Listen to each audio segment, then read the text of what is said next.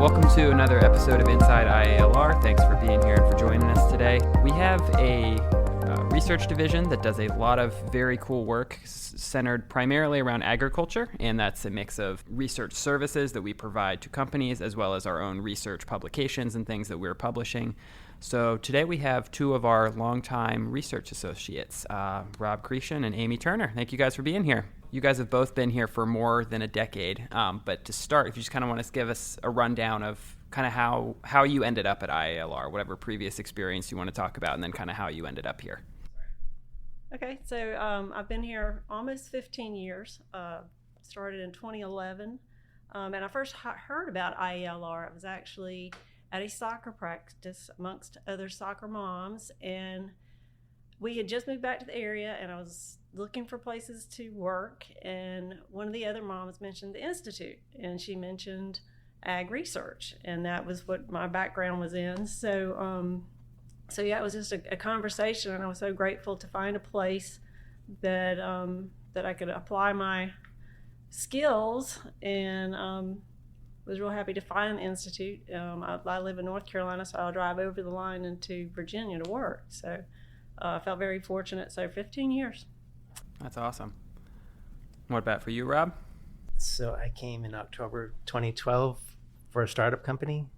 One of the labs, well, it used to be office space, and it was converted into lab space for a startup company. And so that lasted for a year and a half, the startup company. And then there was an opening at the Institute, so I just transitioned from the startup company to working for the Institute. So that was in June of 2014 is when I became an official Institute employee. Yeah, there are, so for those who don't know, we've been around, I guess, 23-ish years as far as the Institute for Advanced Learning and Research. That's when we were founded. We've been in this building, or our main building, for 21 years. There are a lot of people who have been here less than you all have. We'll put it that way. You guys are some of the veterans on the block. So what's kind of been, I guess, in that time that you've been here? I know a lot of the specifics of our research have changed during that time, but kind of big picture, talk about kind of some of the stuff that you've worked on, the projects that you've worked on during that time. Well, when I first got here, we were mainly doing theoretical research. We were doing a lot of plant genetic transformation and a lot of tissue culture. And I was originally hired as a plant tissue culture technician, so mainly lab work. Over the years, we have evolved into precision agriculture, and we consider our program an applied research program, meaning we would like for the things we're working on to be directly applicable to what our growers need and want.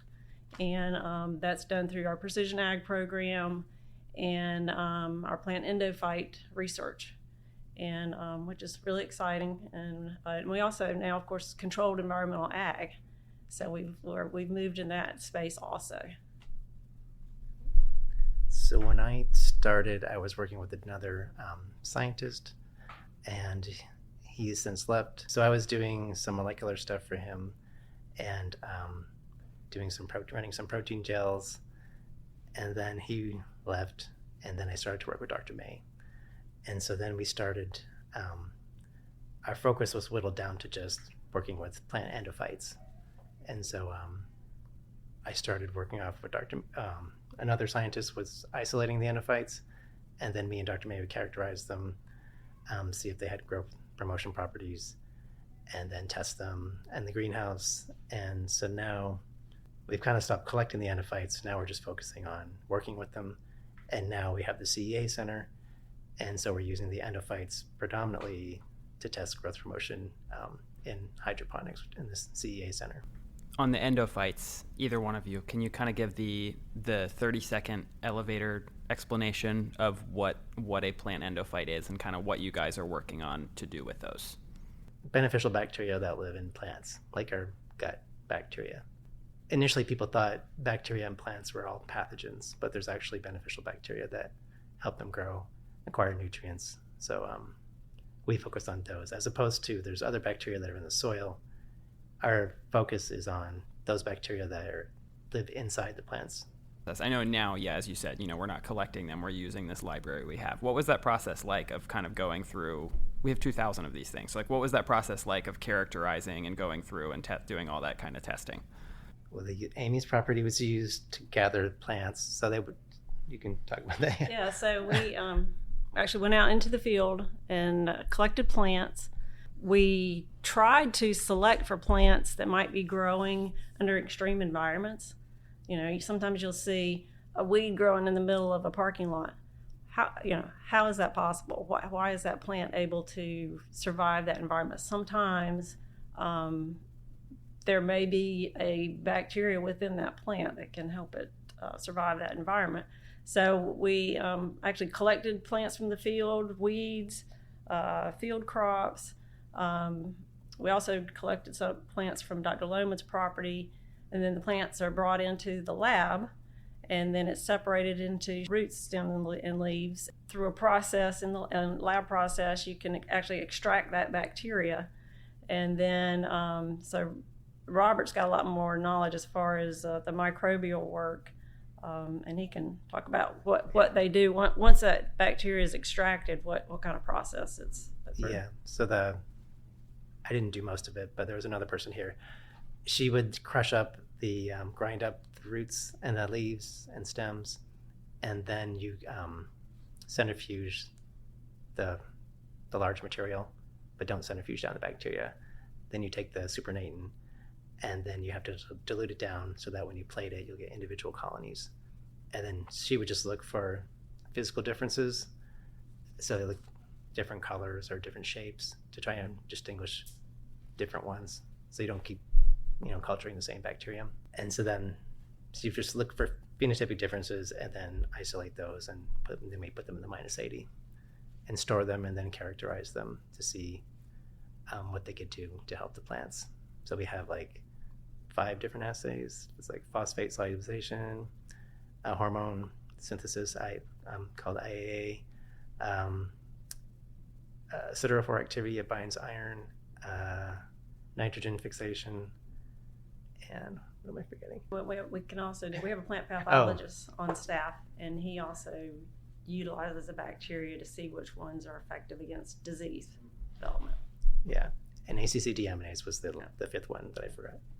I've heard Scott Lohman talk about the phosphate one. Some of those other things you said, I have no clue what they mean, and we're gonna. They're all beneficial for plant growth. Got it. Yes, that I and do that's get the that. important part. And it's interesting because you find different bacteria in the roots that may not be growing in the upper portion of the plant. So that's why we divide the plant up to see what's living in the roots, what's living in the shoots, and and then also different times of the year.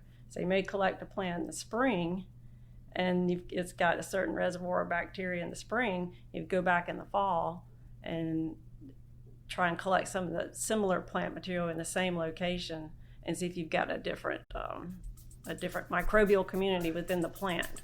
It can change that much. Stay with us. We'll be right back. When you need reliable results, IALR delivers. Our Applied Research Division works with businesses and universities on everything from product testing to process improvement. Our expertise spans chemistry, biology, plant growth, advanced materials, and more. We've got the experts, the labs, and the tools to get you results you can use. See how at ialr.org/research.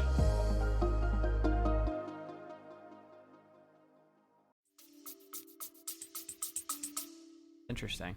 What does a typical day look like for our 2 best laboratory research associates? And the only ones. I was going to leave that part out. Come on, guys. So lately, it's mostly germinate seeds, wait till they grow, inoculate them with endophytes, grow them in hydroponics, the CEA, and then harvest them, weigh them, collect data to see if there's growth promotion, whatever. So that's kind of like repeat we do over and over again. Yeah. And when you've got plants growing in the greenhouse or in the growth chambers, your first priority every day is go check your plants. And you might go out there and check them 2 or 3 times a day. just to make sure everything's growing well, doing well. And then we do a lot of cleaning. Our day involves a lot of cleaning because greenhouse sanitation is important, and of course laboratory cleanliness is, especially doing microbial work. You do a lot of cleaning, but that's just part of the job. What's something you do that most people would be surprised that someone in your position would do? What's one task or one type of project? Or Amy covered that. I was thinking about that, and cleaning. We use the dishwasher to clean our glassware and stuff, so we do a lot of... Wait, is there a dishwasher up in the labs? Yes. Yeah. I have not noticed that. It's a lab-grade dishwasher that uses resins to get the glassware clean. We do lab work, but a good percentage of our time is cleaning things. I know during the summer we have a lot of interns come in for our research team, and you all obviously work closely with them. When you're talking to these students who are, obviously interested in some level of research career, what messages do you share with them? What are kind of the things that you share with them as far as what this career is like, why they should or shouldn't pursue a research career? Really enjoy the opportunity to work with students, and we'll have high school students through college students come in and working in the labs, and I think it's a really good opportunity for kids in the region. And I love to see that spark of interest, especially if they hadn't considered a career in ag research. So it's a lot of fun to see somebody think, hey, yeah, this might be something, or maybe they're interested in environmental sciences. That's a lot of fun. Mainly, I think, is just, look for those opportunities through internships. Anything you can do to get some job skills is always my main piece of advice for students. Yeah, we get students that aren't necessarily interested in plant stuff. So they might be medical students or something, so they settle for doing an internship with us. So they're not quite as passionate about plants as some of us are, but so they want lab skills. Right. What is y'all's favorite part about your job? Obviously, Rob, you just mentioned, I could hear the passion when you said we're passionate about plants. So I would imagine that factors in. But what are some of what are some of y'all's favorite parts of your job? We produce edible crops. So we get to, if we don't have to dry them down, whatever, we get to eat some of the stuff that we grow. So I like growing stuff and watching it start off small and get bigger and then harvest it. We have a lot of variety in our day-to-day. I enjoy that. With each new project, you may be learning something new. I enjoy learning something new, especially in CEA. We're looking at a lot of new and novel crops. We've had a greenhouse full of edible flowers. It was beautiful. It smelled great. It was a great place to walk into every day to see those beautiful flowers. So I enjoy the variety. I like being in a bright sunny greenhouse on a cold winter day. It can be 40, 50 degrees outside, but if it's bright and sunny, it's 70, 80 in the greenhouse. It is a great place to be. So those are some of my favorites.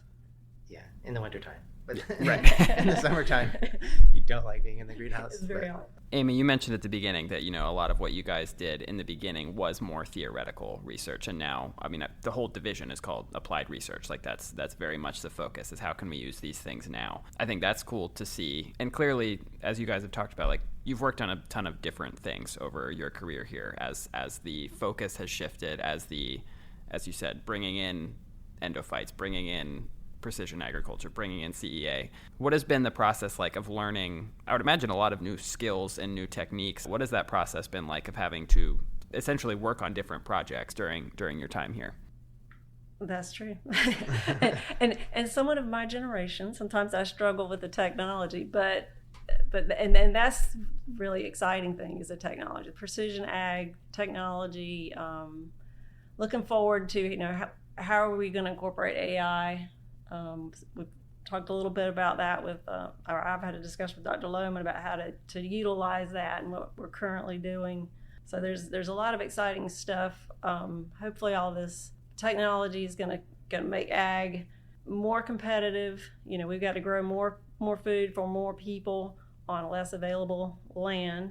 So, how are we going to do it better in the field? To help us cover that is CEA.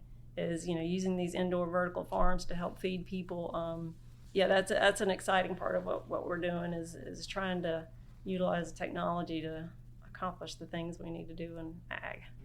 So. Yeah, when I first started, we would do stuff in the lab, characterizing the bacteria, and then we would move to the greenhouse to see the enhanced growth, but we were growing in soilless mix. And now we're mostly just growing in hydroponic systems. So that was interesting to learn because I had never worked with hydroponics. So I got to learn and utilize that. Right. And for anyone listening who doesn't know, hydroponics, that means the plant is essentially, the roots are put directly in the water. What's your either your favorite or your most used tool? And explain it, because I probably won't know what it is. Well, currently it's an ECPH meter. So when you're working with hydroponics, it's very important to check your nutrient solution and the pH and the concentration of your nutrient solutions. So out there, acidic versus basic, is that correct? Yes, correct. I remembered something from biology plants class. grow healthiest at a certain pH. We have multiple units out there in the greenhouse and in the vertical farm with multiple reservoirs, and so each one of those reservoirs have to be checked for ECPH. So we spend a lot of time doing that. So that's an important piece of equipment that we're utilizing daily.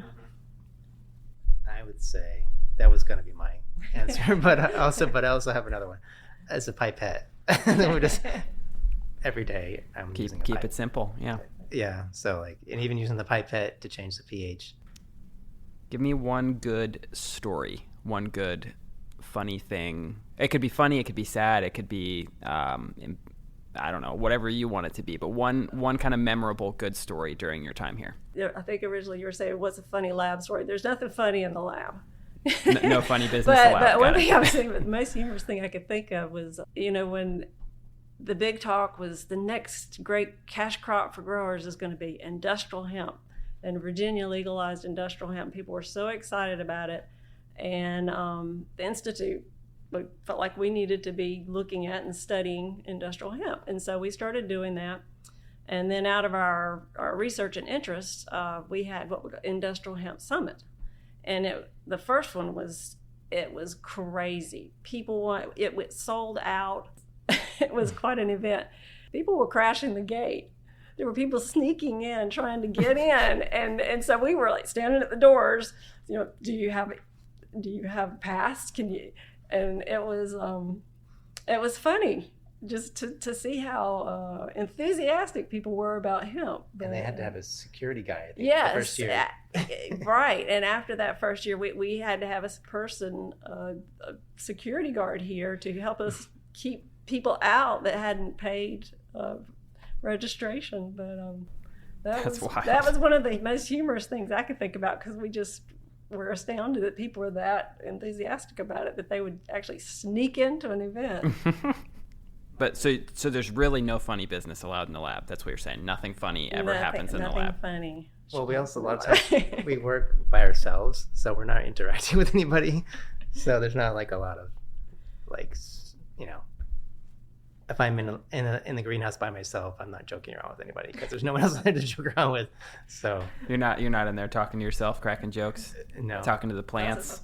Aren't you supposed to talk to plants? Isn't that a thing? It is the theory out there, but really I've also heard that it's because you're breathing CO2 onto the plant as you're talking to. It's not that the plant's actually benefiting from the words we're saying. Interesting. So, yeah. Huh. That's very or it could be the fact that you're actually paying them attention. Right.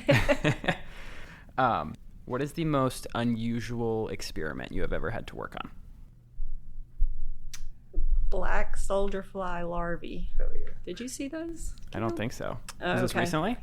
It's been in the last 4 or 5 years.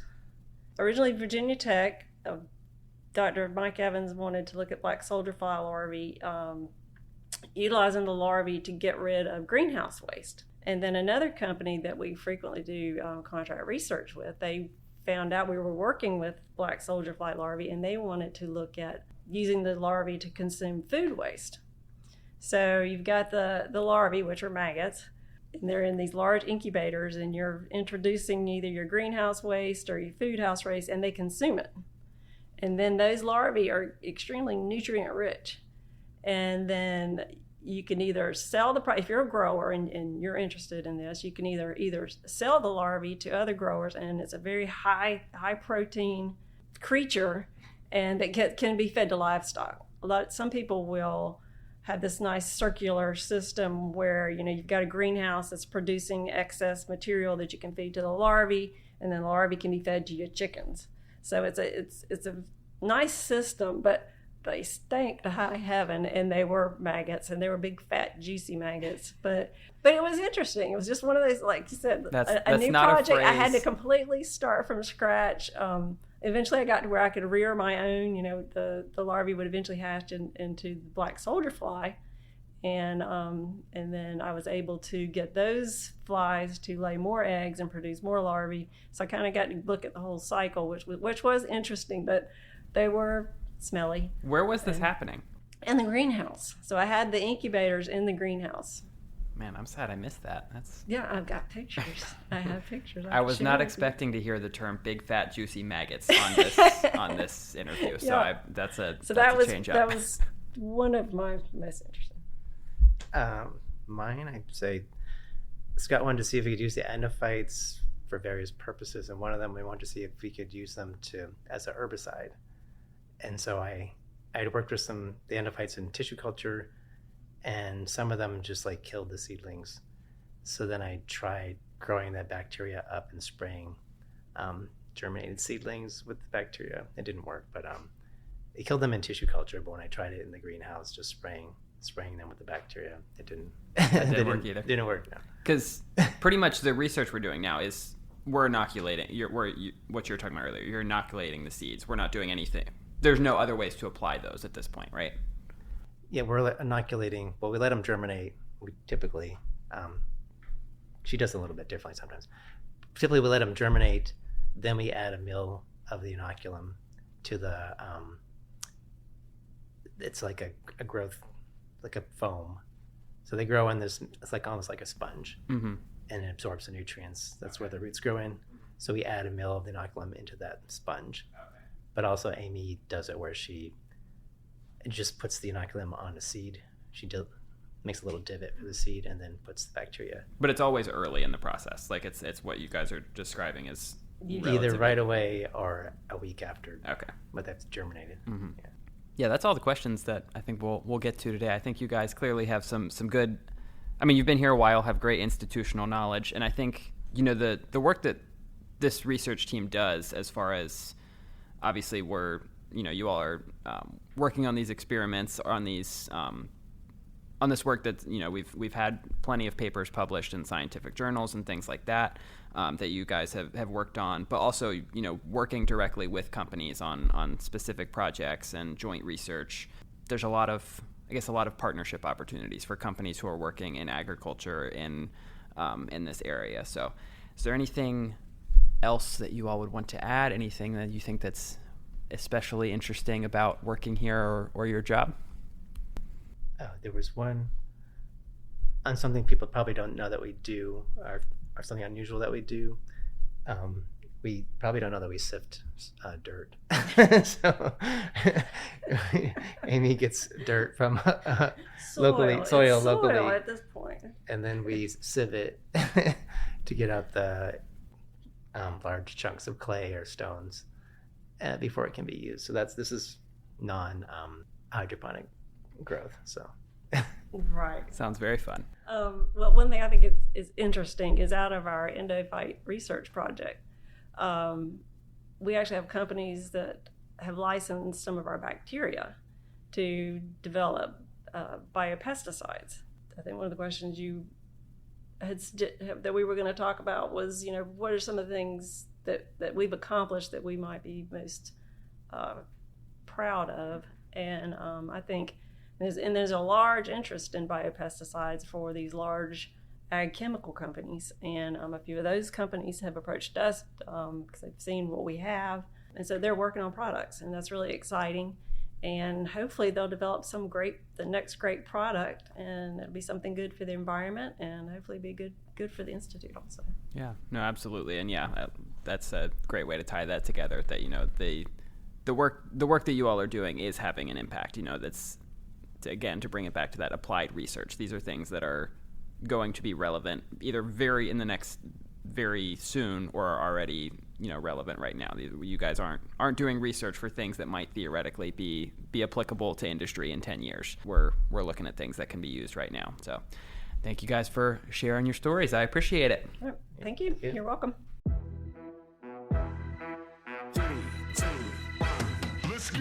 At IALR, we're training people for careers supporting the construction and maintenance of ships and submarines. ATDM, or Accelerated Training in Defense Manufacturing, gets students ready for defense manufacturing careers in just 16 weeks. Skills like machining, welding, additive manufacturing, non-destructive testing, and metrology. The best part? Most graduates land great jobs right away. If you want a fast track to a career with impact, check out atdm.org.